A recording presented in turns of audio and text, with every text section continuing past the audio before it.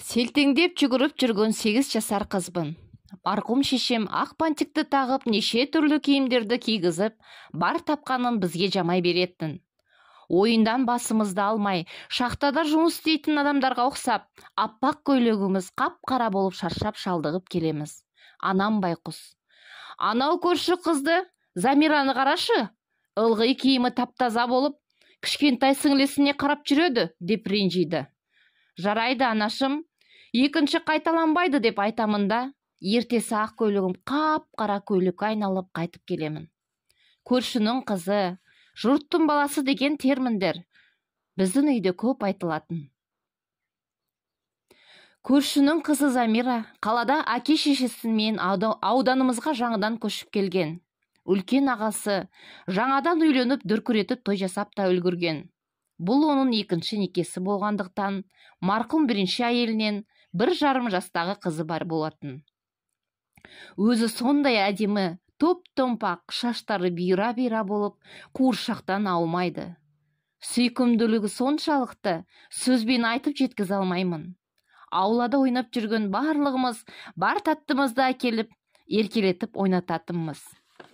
Отбасымызда 3 қыз болғандықтан, әйтеуір ағам болса деп армандайтынмын.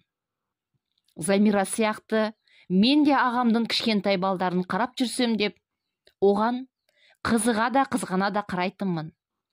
Бірақ кішкентай Мадинаға өгей шешесі қатал қарайтын. Аулада ойнап жүріп бұтына бүлдіріп қойса, үйіне жұлқып сүйреп алып кететін. Көзім өлдіреген Мадина өгей шешесінің дауысын естісе дірілдейді. Абден жүрегін алып қойғандықтан болар.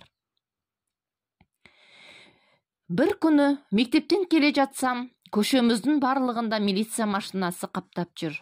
Жүрегім бір жамандықты сезгендей, үйімізге жүгіріп кіріп, анашым, не үшін көрші үйде милициялар жүр? Тыныштық болғай, дедім аптығып. Я, анау көрші үйде кішкентай Мадина жоғалып кетті дейді ғой. Кешке дейін табылып қалар. Байқұс қыз қайда кетті екен деп күрсінді. Барлығымыз Мадинаны іздеуге шықтық, табылмады.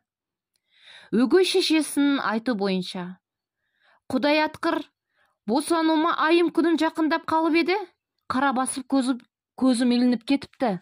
Шошып оянып, аулаға шықсам, Мадина жоқ. Ойнап жүрген кішкентай балалардан сұрасам, оны бір орыстың кемпір жетектеп алып кетіп бара жатқанын көріп тұр деп өтірік көлгірсіп жылай бастады. Көз жасына сенбеген мен, ішімнен, қайта жоғалғанына қуанып жатқан боларсың, деп күмбірледім. Бірақ бұл сөзімді өзімнен басқа ешкім естіген жоқ. Кеш кірді. Ауламызда айқай-шу басталып кетті. Мадина табылған шығар деп жүгіріп шығып едім.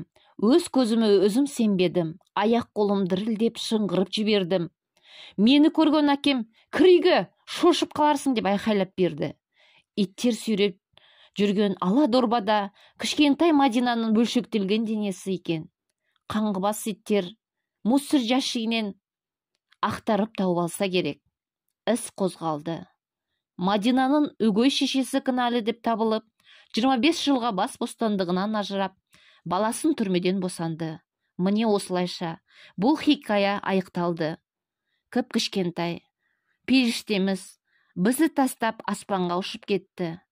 Оның жарқын, жымиған бейнесі жүрегімізде мәңгі із қалтырып қала берді. Жаның жаннатта болсын, кішкентай періштем.